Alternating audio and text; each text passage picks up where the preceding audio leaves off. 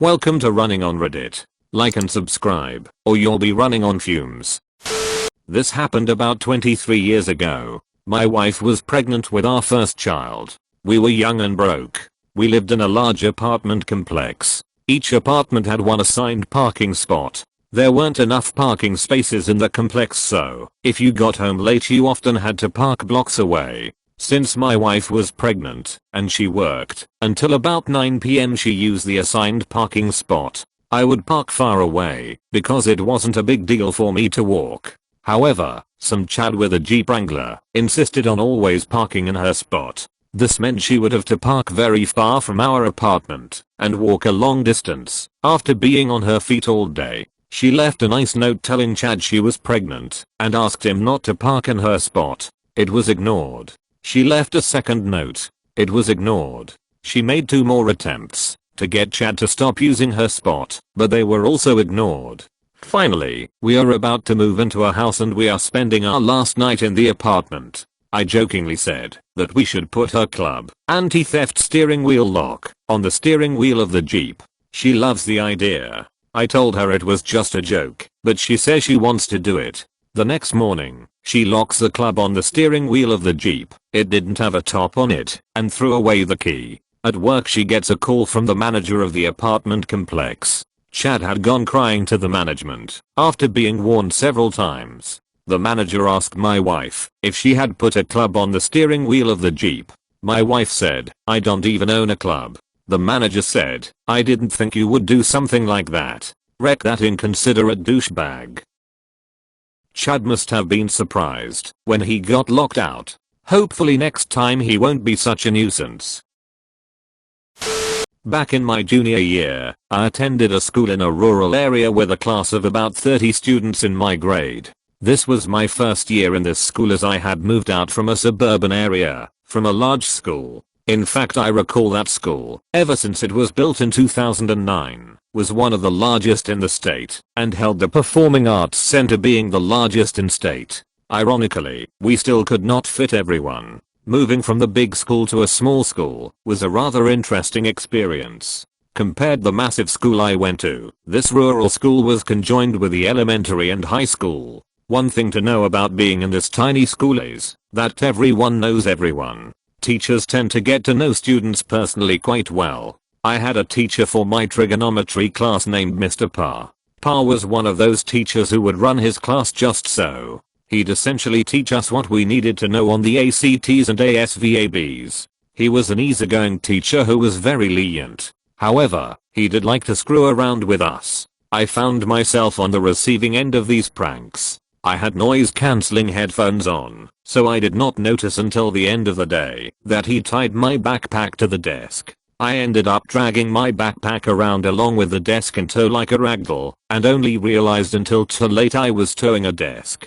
I was late to my next class thanks to this. I wanted so badly to get revenge on Mr. Pa. So on the last day of junior year, I snuck an air horn I bought from Walmart into school. During his lunch period, which just so happened to be my study hall, I snuck into his room and duct taped the air horn under Mr. Pa's fancy office chair that he's had for the longest time. I then telescoped the chair all the way up and waited until after lunch, itching to see the look on his face.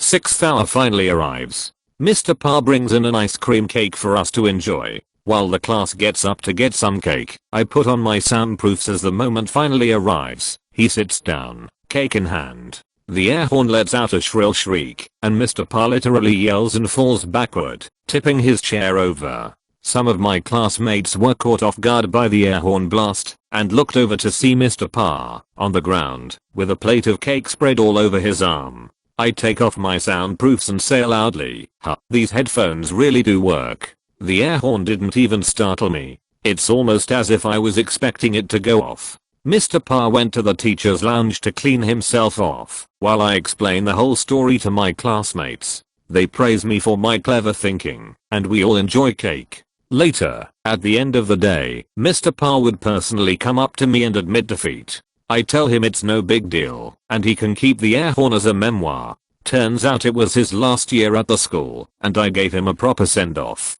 Senior year went well, and I would later receive an email from Mr. Pass stating that he now puts the air horn to good use on students who doze off in his class at his new school he teaches at. He's claimed a number of victims thanks to this. I tell ya, Mr. Parr was, and still is, a good man. OP sure got the drop on their teacher. Too bad about the cake on his arm though. Let me know in the comments down below if you've ever seen a piece of cake go to waste. This happened a few months ago, and the insurance claims took a little while to resolve. Now that they have, I'm sharing. Cast. Dumby head. Me, myself, and other driver. I was stopped at a red light, waiting to make a left turn. I felt a sudden, sharp jerk. My vehicle had been struck from behind. To be more specific, the vehicle behind me had been hit by a third vehicle behind it, which propelled it into mine. I got out, checked on the safety of the driver of other driver, and Dumby head came barreling up, doing the same at first. Exchanging information with other driver. I got his insurance information immediately, for obvious reasons, and his contact info. Dumby head goes to look at the damage to the cars, and tries to say that in his opinion the damage doesn't look too bad. Some minor fender damage to hers, and he sees no damage to mine, and he'd rather not go through insurance, so he offers to pay for any repairs out of pocket. I take a look at my vehicle for myself, and notice some minor damage to the rear of the vehicle. Admittedly it's not major damage, but it is damage attributable to this incident, and it is not no damage. I point out the damage I do see. He repeats his offer. I get it. Over time, the insurance can cost a lot more than the cost of repairs. I don't care, as long as it gets fixed. Information is exchanged, as I have mentioned, and we all drive off to our respective destinations. I live very close to where it happened, so I'm able to get there very quickly. I take pictures of the damage, look up the nearest Marco, not the nearest body shop, but the nearest brand name, that I know most insurance companies will recognize without hassle. If I have to go through insurance, and call them up, to verify they'll be able to take a look at it for an estimate first thing in the morning. It hasn't even been an hour since the accident at this point. I have just got off the phone with Marco when Dumby head calls me. He opens by buttering me up with stuff about how I seem like a good guy, before he goes on to try and tell me there was no damage to my car, so he'd appreciate it if we could just let it go. I reject that, point out that I have pictures of the damage, and I'm taking it to get an estimate in the morning. Over the next several days, after I get the estimate, he tries to insist that he wants to pay the exact amount that is on the estimate now, and have me sign something releasing him from all liability. I refuse, saying I'm not signing anything until the repairs are complete, in case it ends up being more than the estimate. There's some attempts to dismiss that concern as silly, while his concern about still being on the hook for something later is of course perfectly reasonable and valid, and he would know, because of his age. I may look young, but I'm in fact in my mid-30s, and have been working in a professional career for a while now, living alone, and taking care of myself. That I know better than you about these things because I'm older. Thing doesn't work with me. Tries to say he won't pay a cent more, and if I don't like that, I can take it up with the insurance, but I should remember it wasn't his car that struck mine, it was hers. Side note, I don't know why so many older people think that automatically determines liability. Even my own father, when I was sharing the story with him, thought that meant she would be liable. Nope. He was completely on the hook. I don't know why he thought that would matter anyway though. I didn't know either of them, and I was just trying to get my car fixed, and his behavior so far had not made me regard him as trustworthy. He had attempted to gaslight me, attempted to bully, barter, fast talk me, gave me a sob story, talked down to me. I didn't trust this guy, and then he accused me of trying to get one over on him, and get extra out of this. So I called him out, called out everything he did. Told him not to message or call me again. I'd be talking to his insurance. And I sure did exactly that. I called it into his insurance company. I went and got checked out by a doctor too, and his insurance company cut me a check for that. I got an estimate for the damage from their local body shop, which was more than Marco had quoted me. since the damage was minor, cosmetic, and only really noticeable when you were looking for it, and I was selling the car already anyway, I decided to take their offer to cut me a check for the amount of that quote.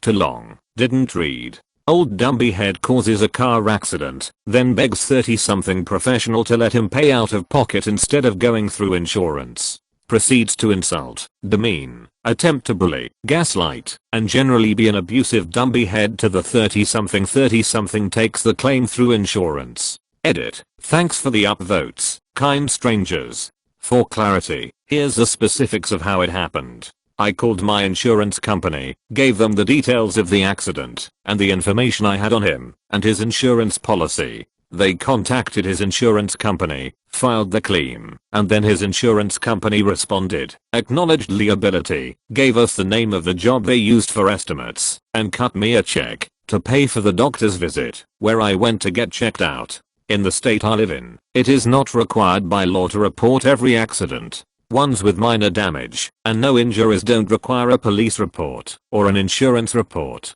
And my insurance doesn't require me to report every incident, only ones I'm making a claim for. My insurance rates did not go up, but I'm sure his did. I've heard the middle car thing from people for years. I've come to believe it's a misinterpretation of the rule of thumb that the rear car is at fault in most accidents. My father taught me that the rear car would always be written up as legally at fault when I was growing up, and I'm sure that was the common knowledge.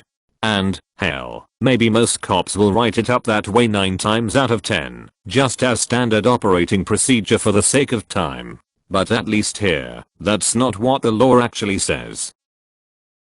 Good thing OP stood up for themselves. If I was in that situation, no way I would have let that Dumby head off the hook. Thanks for watching. Remember to subscribe and turn on the bell or you'll be running on fumes. See you in the next video.